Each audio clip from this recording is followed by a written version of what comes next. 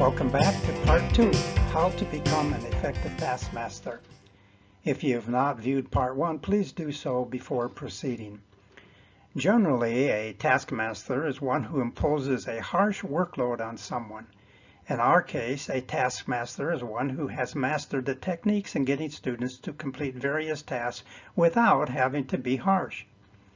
From the time the class starts until the end, students are called upon to complete a number of tasks, all of which are important in the educational process.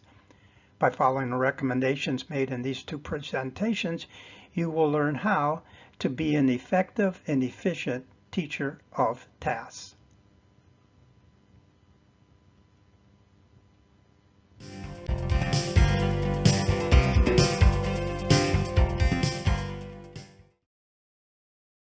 In Part 1, you found out that being an effective taskmaster requires you to focus on three aspects of teaching a task.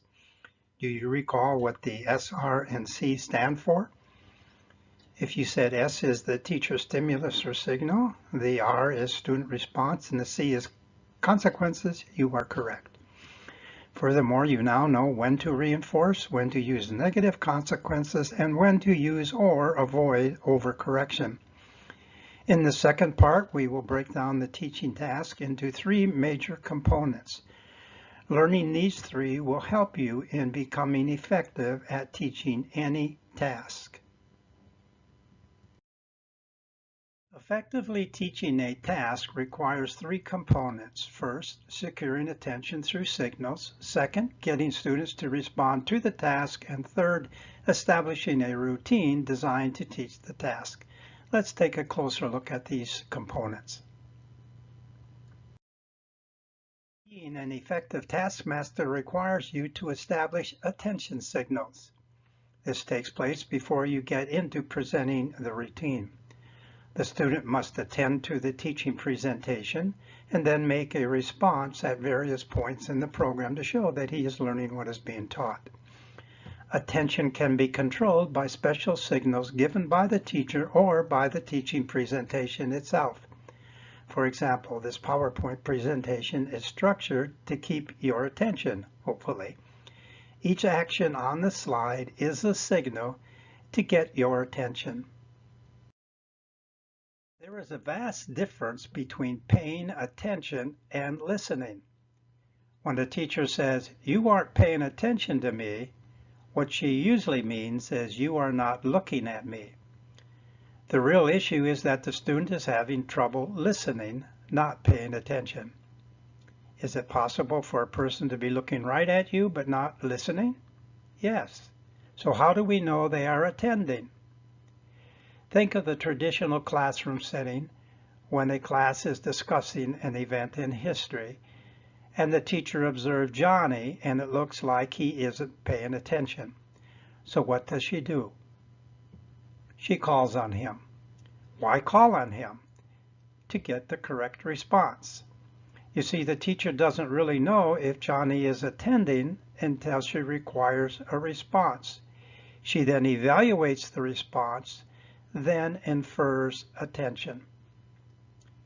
After giving a historical overview of King Arthur, the teacher asks a student one of those higher order thinking questions. Why did King Arthur have a round table? Johnny scratched his head for a moment and then responds, "So no one could corner him." Was Johnny paying attention? Definitely. Let's say that Mrs. Smith is going to present a task to the class. The first thing she must do before proceeding is to secure attention. So what are some ways Mrs. Smith could secure attention?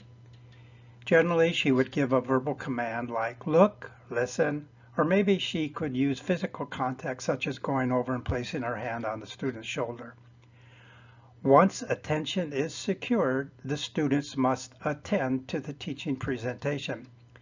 And then they must make responses at various points in the presentation to show that he is learning what is being taught. Knowing this sequence of events helps in being an effective taskmaster.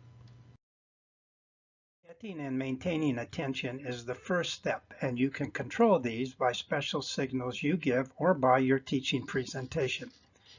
Consider these three actions. First, state the contingency. The contingency is what will happen if the students pay attention. For example, everyone look this way and I'll give you a piece of paper. So you state the contingency. Next, you pause. It is very important to have a sufficient pause. This gives you time to look around to actually see who is attending. Then you give the signal. Watch me. You can use additional signals such as holding up your hand, and when you do this, it actually helps to hold attention. Then you give the special social reinforcer. That's good watching. Next, you give what was promised. Here's your special piece of paper. It is simple. You state the contingency, you pause, you give a signal, you use an additional signal, then you give the reinforcement, and finally you give what was promised. Now that we have obtained attention, what's the next step? The next step is to correct inattention. Regardless of how hard you try, not everyone is going to pay attention 100% of the time. Johnny may be looking out the window, and Susie may have her desktop open. So when do you correct inattention? When one or more students do not attend to the attention signal. In doing this, it is important that you closely monitor attention after you give the attention signal. There is a sequence to follow to correct inattention. Begin by praising attending behavior and point out an attentive student. Praise them by name and tell them what they are doing well. For example, you give the attention signal, listen, then you state the contingency, and I'll give you a worksheet. Then you monitor attention and you praise attending behavior. For example, Johnny, you are really listening, so you get a worksheet. Then you can point out an attending child's behavior to the student who is not attending. For example, Glenda, look at Johnny. He is really paying attention. See how he watches me? He gets a worksheet. Next, do not praise the student who is not attending. This is extremely important in the group format because group praise may result in you praising a student who is not attending. Then you return to the starting point. For example, once more, or you might say, let's try it again. Then you must pause. Then you repeat the task starting with the attention signal. For example, eyes this way.